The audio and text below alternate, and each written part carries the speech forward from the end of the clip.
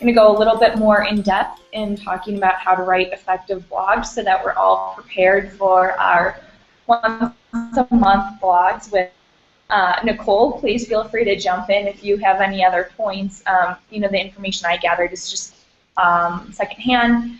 To give you a little bit of background on the blogging I've done and why I'm even talking about this topic, I started blogging in 2009 when I was living abroad, or actually 2008, for study abroad.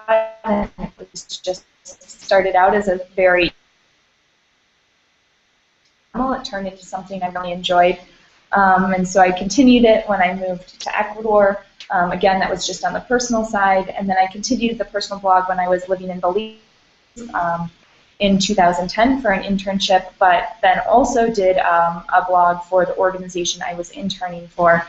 And for that position, we actually went through a little bit of a blog writing training. So what I'm talking about today is kind of a combination of the knowledge I've gained from my personal experience, as well as, you know, the knowledge I've gained from that training. So, you know, before we even want to start writing a blog, it's first important to consider who our audience is. And so first we want to think about who the Grameen Foundation blog targets. And I looked through some of the blogs, and like what Abby was talking about, there is a lot of cross-posting, which is great. And it appears that we have a pretty broad audience, which is also pretty nice. It looks like, you know, we're targeting financial supporters. We're targeting those that are just more broadly interested from an emotional, almost an emotional side in the work we're doing. And then we're also targeting those that are interested in development trends, which you can clearly see by the way we're linking up to the next billion and things like that. So there's a pretty broad audience. So what you want to think about when you're starting to write your blog is who you are actually wanting to target, and you know how these intersect. So what's nice is that there is that broad audience that gives you a little bit of flexibility to choose, you know, who you're actually writing to. But you'll want to keep in the back of your mind the mission of the GF blog and what we're here to do as well. So once you determine your target, you'll really have to think about, you know, how you can get their attention. So if going back to kind of like the three broader categories I had kind of pieced out from looking at our past blog posts, you know, if we're trying to target financial supporters, then maybe we're going to want to have more of a number-heavy blog. But if we're trying to just, you know, target someone who's at home reading about these stories, trying to get a bigger picture of the world, then perhaps it's more important to have a personal story in order to establish a more personal connection.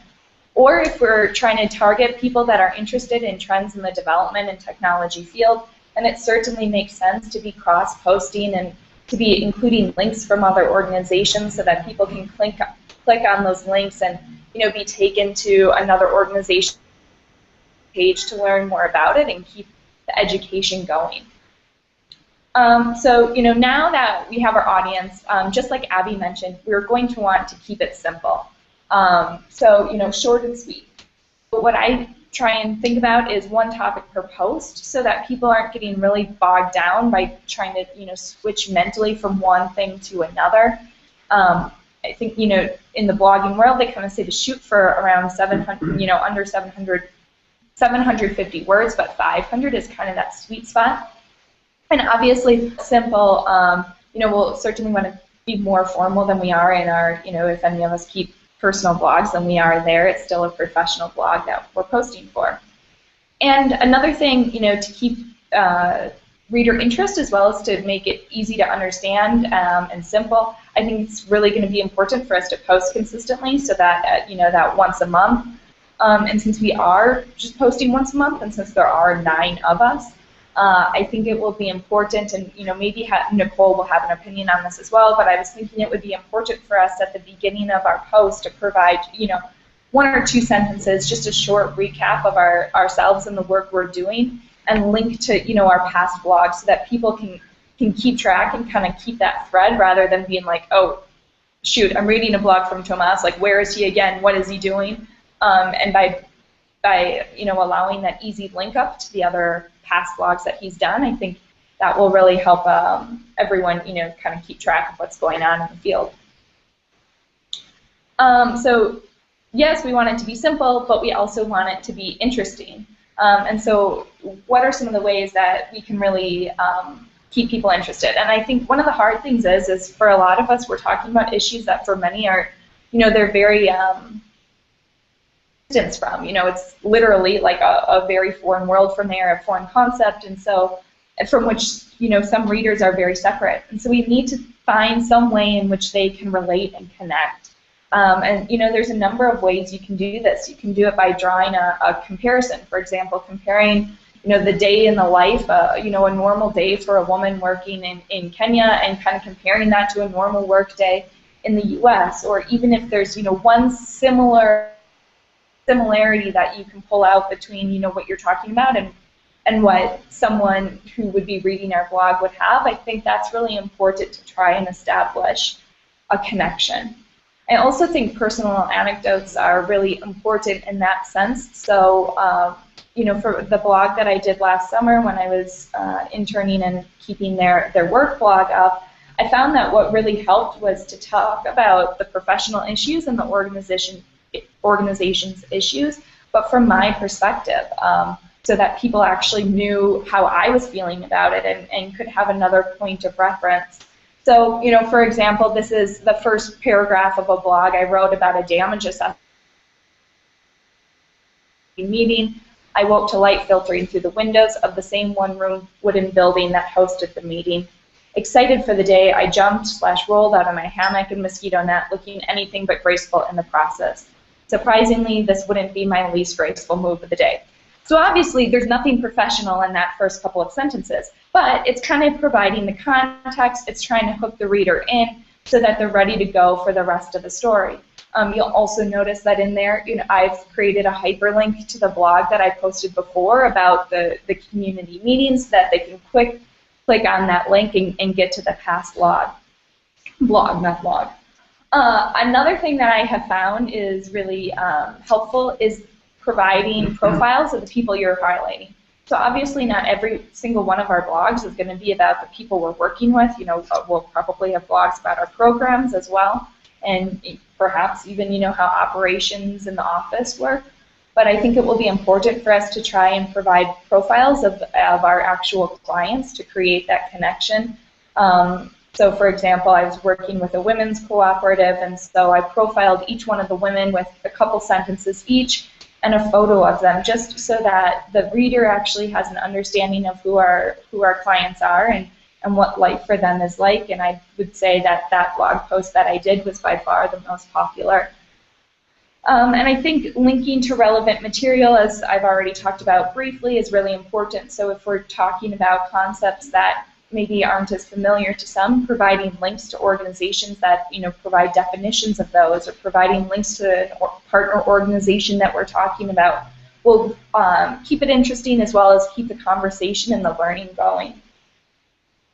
Another way to add interest is by adding photos to create a more dynamic blog. I think it's nice to shoot for at least one photo per blog. Obviously, this isn't going to happen all the time, but if you have some great photos from a trip to the field or something, I think it really helps to break up the text and pull the reader in a little bit more. There's two main kinds of photos you can be taking: portraits and action shots. If you're taking a portrait shot, it helps to have the subject slightly off-centered so that the viewer has to it pulls their attention in more because they can't just see it right away, and it's nice to have a close shot. When we're taking action shots, I think those are really most helpful when we're trying to describe something in the field, or we're describing a more complicated process. I think it's nice to actually have a demonstration of what we're writing about, especially that complicated process. It works to have the short description of the first step, and then a photo, and then a description, and the photo, kind of to walk the reader through it. And obviously, we'll always want to make sure that there's a caption to provide context to what we're talking about. So it's great to have, a good, interesting blog, but it doesn't really mean anything if nobody's reading it. We're lucky in that there's, already about 300 followers for the GF blog at this point, so we have a good base of viewers. But there's more we can all do to increase the visibility for our blogs. One important thing that I keep going back to is linkings to relevant information. In part, the rank of our blog on Google search depends on how many links we have to and from. So that will help. Adding tags that highlight what you're talking about also helps. So if I'm writing a blog about the CKW program here in Colombia, some of my tags, you're pulling out subjects is basically what you're doing with the tags. So some of my tags would be mobile technology, CKW, Colombia, rural poverty, agriculture, subject lines like that, because that's another way that if somebody's searching for that information, your blog would come up as a hit for that. And finally, it's good for us, I think, to leverage our social networks to promote it. So using Facebook, Twitter, and our email to send it out to friends and family. I have found, and while it feels a little bit awkward at first, I found what's most effective, rather than simply posting new blog, check it out, by actually pulling an interesting quote from your blog, something that's going to pull the reader in, and posting that quote along with the link to your blog will really spark people's interest and get people viewing it.